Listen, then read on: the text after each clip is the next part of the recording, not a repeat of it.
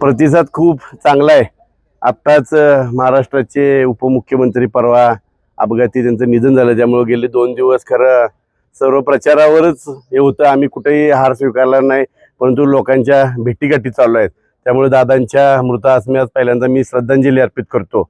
आणि हो घातलेल्या जिल्हा परिषद आणि पंचायत समितीच्या निवडणुकीनिमित्त आम्ही महाराष्ट्र राज्याचे सार्वजनिक बांधकाम मंत्री नामदार श्रीमंत छत्रपती शिवेंद्रसिंहराजे भोसले, आपले सातारा जिल्ह्याचे लोकप्रिय खासदार छत्रपती शिवाजी महाराजांचे थेट वंशज आदरणीय उदयनराजे भोसले यांच्या माध्यमातून मला या कारी गणातून भारतीय जनता पार्टीची अधिकृत उमेदवारी जाहीर झालेली आहे।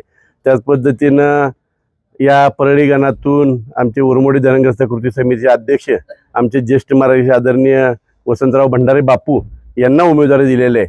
त्याच पद्धतीनं कारी गणातून आमच्या पूजच्या विद्यमान सरपंच शोभाताई लोटेकर यांना उमेदवारी मिळालेली आहे। आणि दोन्ही महाराजांच्या माध्यमातून उमेदवारी मिळाल्यामुळे भारतीय जनता पार्टीमध्ये उमेदवारी मिळाल्यामुळे आम्ही दोन्ही महाराजांचे कार्यकर्ते, दोन्ही राज्यांचे या परळी भागात दोन्ही राज्य सोडून कुठलाही पक्ष पार्टी काही नाही, हे आपल्याला सगळं गरजेवरून कळलं असेल। प्रत्येक गावचे माझे सरपंच उपसरपंच आमचे सर्व पाठीमागचे 30 वर्षाचे जिल्हा परिषदेचे सदस्य, मग अण्णा असतील भिखूभाऊ भोसले, आमच्या रेखाताई झगडे, त्याच पद्धतीने आमच्या विद्यमान कमलताई जाधव, पंचायत समितीचे सगळे सदस्य आम्ही एकत्र हातात घालून प्रचार करतो। माझे सर्व परळी भागातील सर्व गावचे सरपंच चेअरमन सर्व मंडळी आम्ही एकत्र मिळून काम करतो। या परळी भागाच्या विकासासाठी आम्ही सर्वजण एकत्र आहे।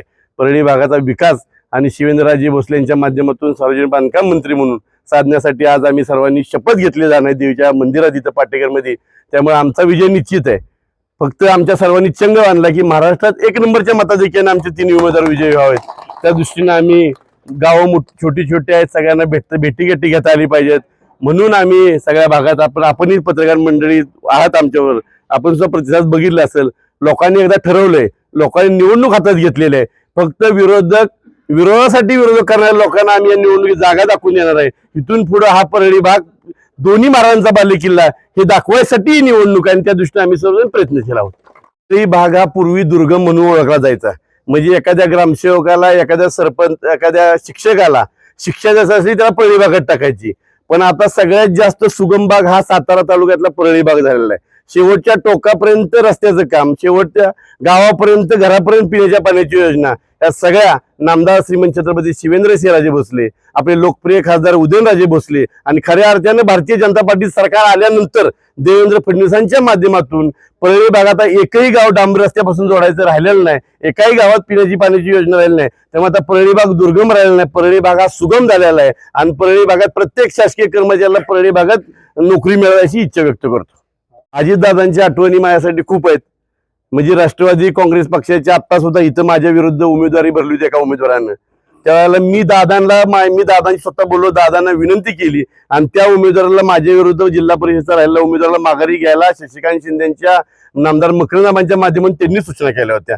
हाच दादांनी शेवट माझ्यासाठी, त्यामुळे ते कधीच दादांनी जो मला प्रेम दिलेला आहे, कारण भाऊसाहेब महाराजांच्या दुःखद निधनानंतर खऱ्या अर्थानं आपले महाराष्ट्राचे सार्वजनिक बांधकाम मंत्री नामदार श्रीमंत छत्रपती शिवेंद्रसिंहराजे भोसले यांना वडिलकीच्या नात्यानं खरं प्रेम दिलं असेल ते फक्त नामदार अजितदादा पवार यांनी दिलं, त्या प्रत्येक गोष्टीला साक्षीदार मी आहे।